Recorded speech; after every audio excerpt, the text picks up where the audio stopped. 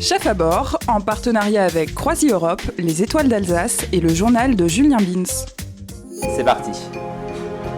Putain, reste au-dessus. Nous, on a pris un petit risque en faisant une cuisson minute, donc pour l'instant, elles sont même pas en cuisson.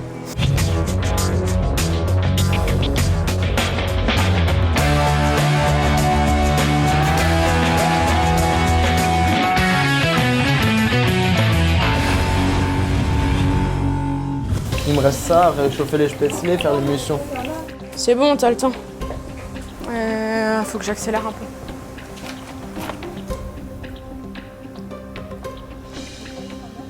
J'attends que l'huile soit bien chaude pour pouvoir frire le poireau.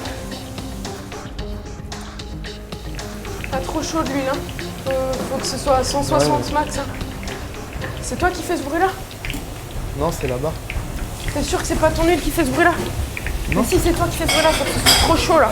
Bah attends, j'attends depuis tout à l'heure qu'elle chauffe. En fait, c'est quand elles cuisent trop, elles deviennent amères, mais justement, c'est ça la difficulté de pas trop les faire frire. Hein. Ça va tes carottes? Tu les surveilles, hein? Surveille-les, hein? Ouais, je surveille là. Ton objectif carotte maintenant. Pour le moment, on ne peut pas dire qu'il y en a un qui se détache plus que l'autre. Ils sont tous les deux sur un ces deux binômes sont vraiment sur un de très bon niveau.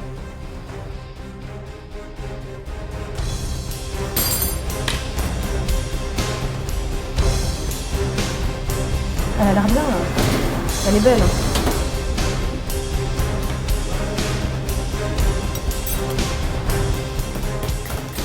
Il est très difficile pour l'instant de dire quoi que ce soit. Bien que l'une ait choisi une cuisson longue, un groupe a choisi une cuisson longue et l'autre une cuisson un petit peu plus osée. Donc une cuisson courte qui normalement pour une paupiette, on ne peut plus dire ne se fait pas, mais enfin bon, est assez rare. Je vais farcir les paupiettes avec le magret de canard et le chutney de figue. C'est difficile parce que le but c'est qu'elle ne s'ouvre pas à la cuisson.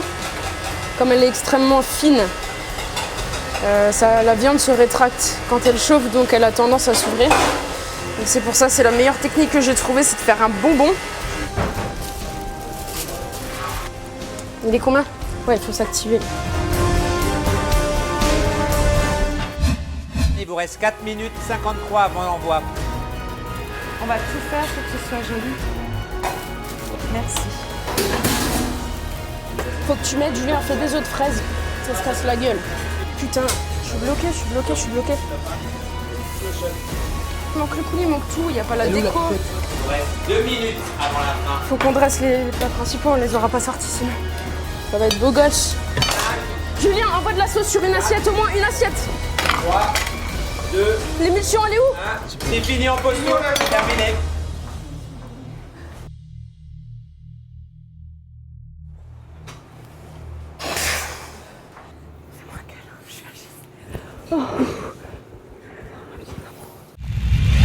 Donc la paupiette, c'est avec une farce de chorizo, de tomates séchées. Et donc le dessert, c'est un millefeuille aux fraises, une gelée, un carpaccio et une chips. Avec une pâte feuilletée inversée. Merci, ben on va déguster ça. C'est joliment présenté. Elles ont bien défendu leur intitulation. Ah oui, oui. La raviole. Ouais. Parfaite. Hein. Ah, oui.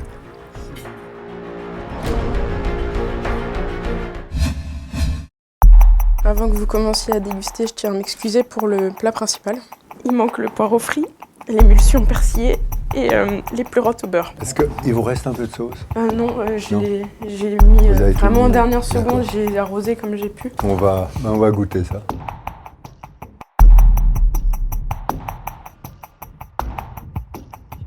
Bon, il y a moins de finesse quand même dans la présentation déjà. C'est un peu fade quand même. Dans l'ensemble, il manque un peu de saveur. Coralie et Marie-Thérèse, il y a eu un petit souci avec la sauce, quoi. Un plat braisé, il faut toujours un peu plus l'enrober de sauce. Et pour Julie et Julien, ben, c'est un petit peu capoté, quoi. C'est une compétition, c'est un concours. Hein. Ouais. Par contre, le mélange canard, ça me ça n'amène rien. Et voilà, il faut un vainqueur et puis bon, c'est Marie-Thérèse et Coralie qui continuent l'aventure.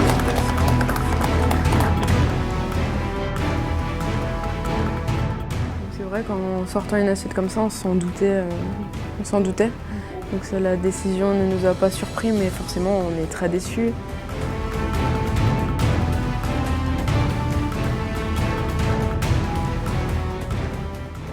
On est finaliste, moi j'y crois pas. On a du mal à le croire. Ouais, c'est après beaucoup de pression, c'est.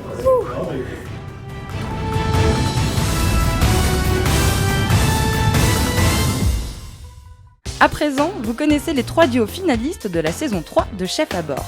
Ils se retrouveront en octobre sur un bateau de la compagnie Croisière Europe pour se disputer le titre de meilleur cuisinier amateur d'Alsace.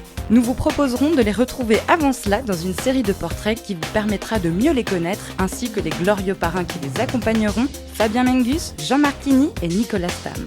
L'aventure continue sur Alsace 20.